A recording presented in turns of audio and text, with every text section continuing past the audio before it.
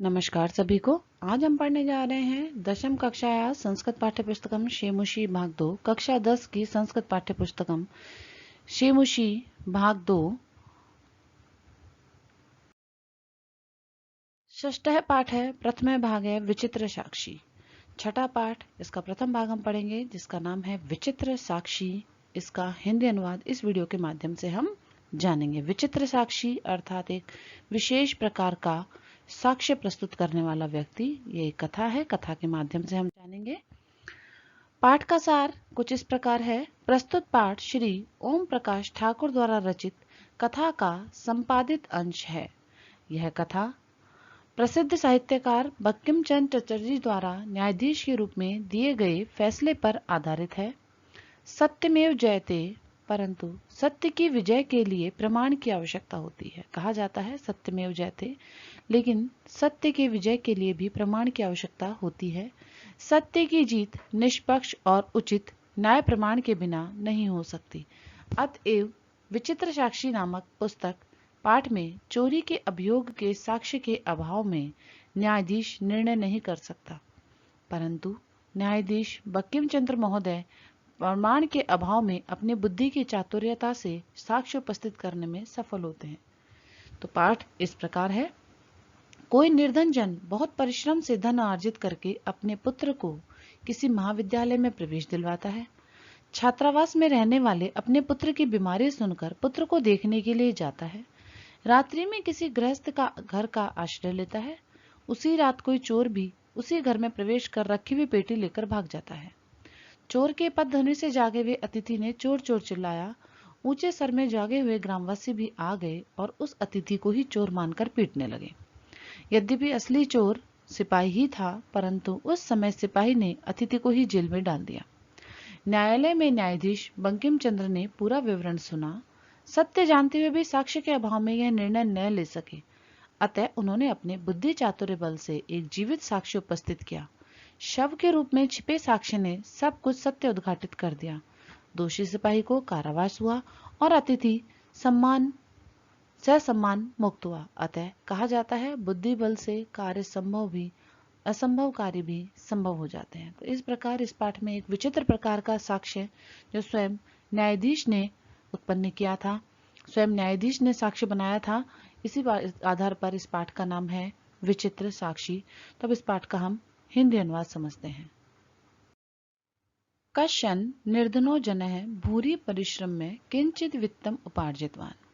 कि किसी निर्धन व्यक्ति ने बहुत मेहनत करके, बहुत परिश्रम करके किंचित वित्तम उपार्जितवान, थोड़ा सा धन कमाया या कुछ धन कमाया।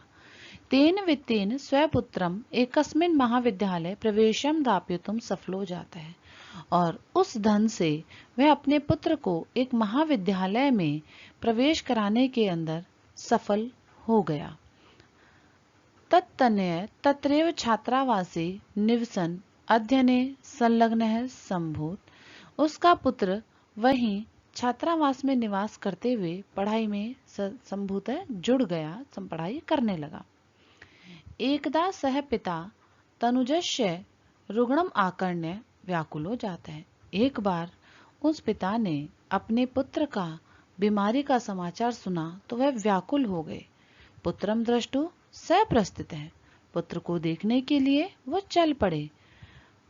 परमार्थ कार्शनेन पीड़ितः सह बस यानम विहाय पदातिरेव प्राचलत।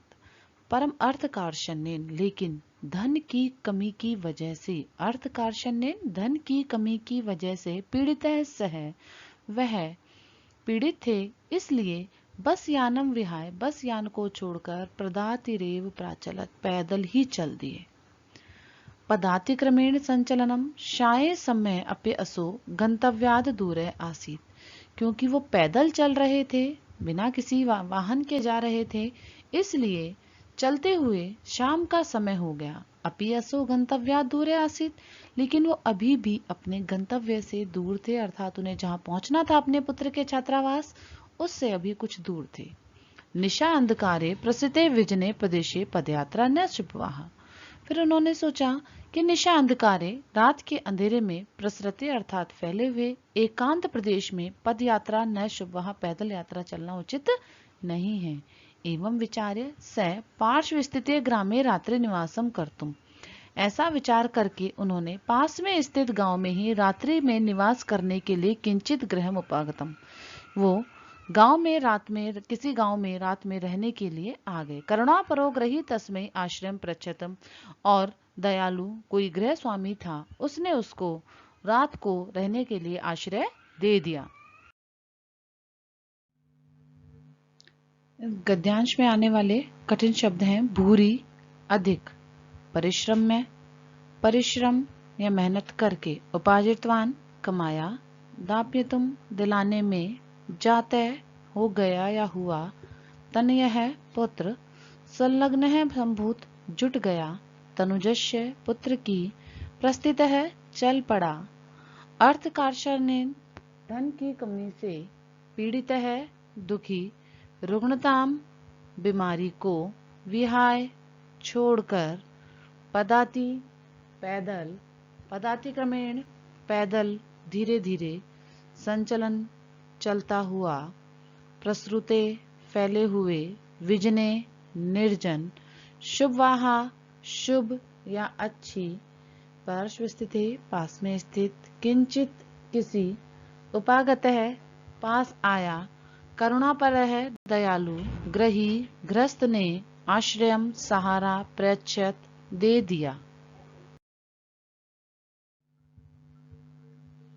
विचित्रा देवगति तस्यामेव रात्रो तस्मिन् गृहे कश्चन चोरः गृहाभ्यंतर प्रविष्ट है। जब वो व्यक्ति वहां सो रहा था तो देखिए देव की गति विचित्र होती है, अर्थात भाग्य की गति बड़ी अनोखी होती है। तस्यामेव रात्रो, उसी रात को, तस्मिन् गृहे, उस घर में, जिस घर में वह व्यक्ति सो रहा है अतिथि बनकर, उसी घर में, कश्चन चोरः गृहाभ्यंतर प्रविष्ट है, कोई चोर घर के अंदर प्रवेश कर गया। तत्र निहिताम एकाम मंजूषाम आदाय पलायत, और वहां पर रखी हुई, निहिताम अर्थात रखी हुई, एक मंजूषाम, एक पेटी को लेकर पलायत है, भाग गया। चौरस्य पाद ध्वनि नाम प्रबुद्धो अतिथि, उस चोर की पैरों की आवाज से वह अतिथि जाग गया। चोर शंकया ताम अंधवात अग्रण चनच्च विचित्रम अघटत, और वह चोर होने की शंका से उसी समय उसके पीछे भागा, ग्रहणाच्य, और उसको पकड़ भी लिया। परम विचित्रम अघटत, तभी कुछ अनोखी घटना घटी। चोर एव उच्चई क्रोशितुम आरब्ध है, चोरो अयम इति। तभी कुछ विचित्र हुआ, वह अतिथि भागा और उस चोर को पकड़ भी लिया, लेकिन उसी समय एक विचित्र घटना घटी और चोर ही चिल्लाने लगा, चोरो अयम, यह चोर है, यह चोर है, इस प्रकार। तस्य तार स्वरेण प्रबुद्धा, उसके ऊंचे स्वर से जागे हुए ग्रामवासी ने स्वगृहाद निष्क्रम्य तत्र आगच्छन, उस व्यक्ति के तेज आवाज से जागे हुए सभी ग्रामवासी अपने घर से निकले और तत्र आगच्छन, वहां आ गए। वराकम अतिथि एव च चौरम मत्वा भर्सनम, और बेचारे अतिथि को ही चोर मानकर उसकी निंदा करने लगे। यद्यपि ग्रामस्य आरक्षी एव चौर्य आसीत, यद्यपि गांव का जो आरक्षी सिपाही था वही चोर था। तत्क्षणम एव राजपुरुषम तम अतिथि चोरो अयम इति प्रख्याप्य कारागृहे प्रेक्षितो, उसी क्षण एक रक्षक या सिपाही ने अतिथि चोरो अयम, कि यह अतिथि चोर है, ऐसा मानकर कारागृहे प्रेक्षितवान, उस अतिथि को कारागृह में डाल दिया। यद्यपि आरक्षी चोर था, लेकिन क्योंकि उसी समय वह चिल्लाने लगा चोर है, तो लोगों ने अतिथि को चोर मान लिया और एक सिपाही ने उस अतिथि को ही कारागृह में डाल दिया।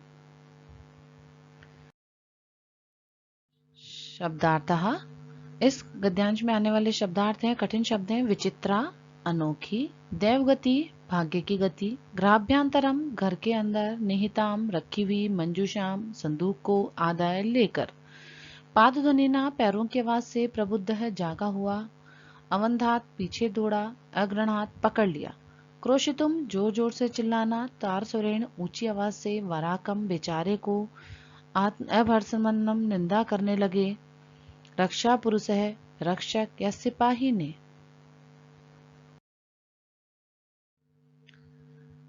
अग्रिम दिने, अगले दिन, सह आरक्षी, वह सिपाही, चोराभियोगेन तम न्यायालम नीतवान, चोरी के अभियोग में न्यायालय में ले जाया गया।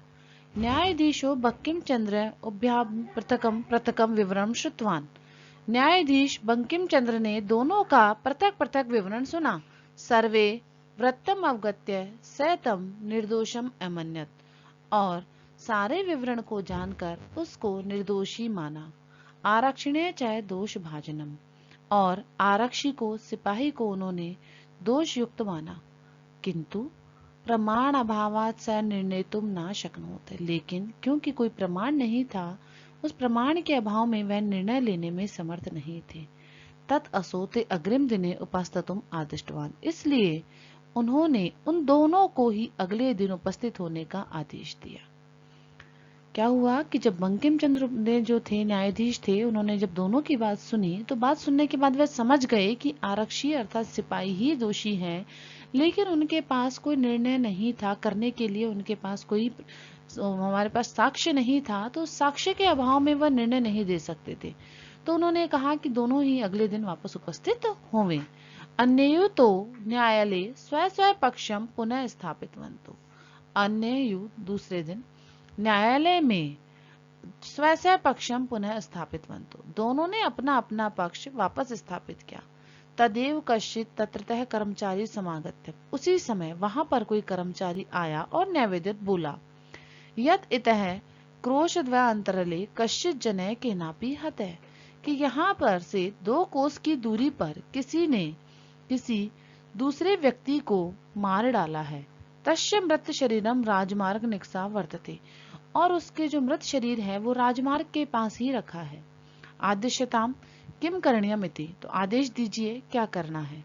तो न्यायाधीश आरक्षणम अभियुक्तम च तम शवम न्यायालय आनेतुम आदिष्टवान, तो न्यायाधीश बंकिम चंद्र ने आरक्षी को अर्थात उस सिपाही को और अभियुक्त को, उस अतिथि जो कि उस समय न्यायालय में अभियुक्त बना हुआ था, उसे उस शव को न्यायालय में लाने का आदेश दिया। शब्दार्थः, गद्यांश में आने वाले कठिन शब्द हैं अग्रिम दिने अगले दिन, आरक्षी सिपाही, चोराभियोगे चोरी के इल्जाम में, उभयाभ्याम दोनों से, दोष भाजनम दोषी या दोषयुक्त, प्रमाण अभावात प्रमाण के अभाव के कारण, निर्णय तुम निर्णय देने में, तुम उपस्थित हाजिर होने के लिए, अन्ययु दूसरे दिन, उपस्थितवंतो रखा, तत्र वहां रहने वाला या वहीं का, कोश द्वयांतरले 2 कोश की दूरी पर अर्थात 6 किलोमीटर की दूरी पर।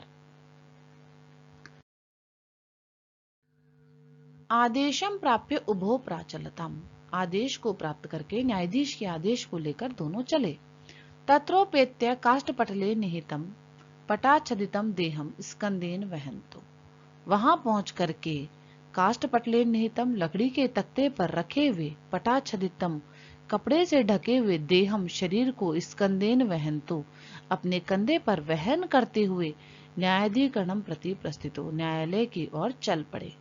आरक्षी सुपुष्ट देहम आसीत, आरक्षी जो था, सिपाही जो था, वो हस्तपुष्ट देह वाला शक्तिशाली था। अभियुक्त अभिकृश का है, और कैदी बहुत ही, जो वहां का कैदी था, वो अभियुक्त अतिथि जो था, वो बहुत ही कमजोर था। भारवतः शवस्य स्कंदेन वहन तत्कृते दुष्करम आसीत, और भारी शव को कंधे पे उठाना उसके लिए कठिन था। स भार वेदना क्रंदति इसमें, और वो बहुत भार उठाने से कष्ट से रो रहा था। तस्य क्रंदनम निश्चय मुदितः आरक्षी उवाच, रे दुष्ट, उस दिन उसके क्रंदन को सुनकर हंसता हुआ सिपाही बोला, अरे दुष्ट, तस्मिन दिने तव्याहम चोरिताया मंजुषा गृणाद वारितम, कि अरे दुष्ट, उस दिन तूने मुझे उस चोरी की हुई मंजूषा को उठाने से रोका। तद इदानीम निज कृत्य फलम भो, तो तब से आज तक तुम अपने निज कृत्य का फल भोगो। अस्मिन चोराभियोगे तव वर्षत्रय कारादंडम लप्यस्यते, इस चोरी के इल्जाम में तुझे 3 वर्ष का कारावास दंड मिलेगा। इति प्रोच्य उच्चे हसत, और ऐसा कहकर जोर से हंसने लगा। यथा किंचित उभयो शवम आनीय एकस्मिन चत्वरे स्थापितवन्तु, और ऐसा कहकर वो जब हंसने लगा तो दोनों ने ही जैसे तैसे उस लाश को कंधे से थोड़ा देर उतारा और चत्वरे अर्थात चौराहे पे स्थापितवन्तु रख दिया। शब्दार्थ जो इस गद्यांश में आए हैं। प्राप्य प्राप्त करके, प्राचलताम चल पड़े, काष्ठ पतले लकड़ी के तख्ते पर, निहितम रखे हुए को, पटाच्छादितम कपड़े से ढके हुए को, वहन तो दोनों ले जाते हुए, प्रस्थितो दोनों चल पड़े, सुपुष्ट देहम स्वस्थ व मोटे शरीर वाला, कृश का है दुबले पतले शरीर वाला, भारवत है भारी, दुष्करम कठिन, मुदितः प्रसन्न, निशम्य सुनकर, चोरितया चुराई गई, वारितः रोका गया था, वर्षत्रयस्य 3 वर्ष की, यथा किंचित जैसे कैसे जैसे तैसे, चत्वरे चौक पर या चौराहे पर। तब न्यायाधीशेन पुनस्ततो घटनाया विषय व्यक्तुम आदिष्टो, फिर न्यायाधीश ने उन दोनों को ही उस घटना के विषय में बोलने का आदेश दिया। आरक्षिणे निज पक्षम प्रस्तुतवती, आरक्षिणे सिपाही के द्वारा अपना पक्ष प्रस्तुत किया गया। आश्चर्यम घटतम सह शवय प्रवारकम अवसर्य न्यायाधीशम अभिवादे निवेदितवान मान्यवरम। तभी एक आश्चर्य की घटना घटी कि वह शव, जो कि मृत व्यक्ति वहां पर शव के रूप में था, वह प्रवारकम अपसारे, जो ओढ़ा हुआ कंबल था उसको हटाकर न्यायाधीशम अभिवादे, न्यायाधीश को प्रणाम करके निवेदितवान बोलने लगा, मान्यवर एतेन आरक्षिणा अध्वनि अधयुक्तम, कि इस आरक्षी ने जो रास्ते में कहा था तदयुक्तम वही कह रहा हूँ, वर्णयामि क्या मैं वह बोलूं या मुझे उस तरह की आज्ञा दे। त्वया अहम चोरितया मंजुषा ग्रहण वारितम अतः निज कृत्यस्य फलम भुक्ष्व, किस आरक्षी ने कहा था कि तुमने मुझे उस चोरी की गई मंजुषा को उठाने से रोका, अब अपने कर्मों का फल भोगो। अस्मिन् चोराभियोगे त्वम वर्षत्रयस्य कारादंड लपस्यसे इति, कि इस चोर के अभियोग में, इस चोरी के दंड में तुम 3 वर्ष का कारावास का दंड प्राप्त करोगे। न्यायाधीश आरक्षिणे कारादंड आदिश्यम तम जन्म सम्मानम मुक्तवान, और न्यायाधीश ने आरक्षी के उस कारावास दंड का आदेश दिया और उस व्यक्ति को ससम्मान छोड़ दिया। इस प्रकार न्यायाधीश ने उस सिपाही को तो कारावास दंड दे दिया और उस व्यक्ति को जो अतिथि बनकर आया था, एक पिता था, उसको ससम्मान मुक्त कर दिया।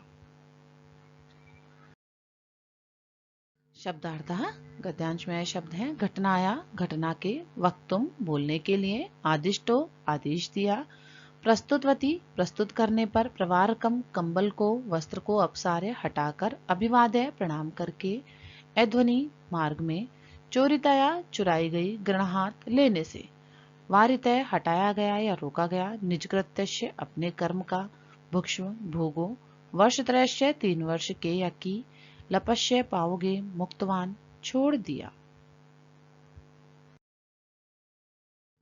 इसीलिए कहा गया है, दुष्कराण्य अपि कर्माणि मति वैभवशालिनः नीतिम युक्तम स्वावलंबे लीलेव प्रकुर्वते, अर्थात मति और वैभव अर्थात बुद्धि और संपत्ति से युक्त लोग नीति युक्ति स्वावलंबे, नीति और युक्ति का सहारा लेकर, लीलेव प्रकुर्वते लीला के समान अर्थात खेल खेल में ही, दुष्कराण्य कर्माणि प्रकुर्वते दुष्कर कर्मों को भी कर लेते हैं, कि बुद्धि और संपत्ति से युक्त लोग नीति और युक्ति का सहारा लेकर कठिन कामों को भी खेल खेल में आसानी से हल कर लेते हैं, जिस प्रकार उन न्यायाधीश ने इतने कठिन मामले का भी निर्णय कर दिया था।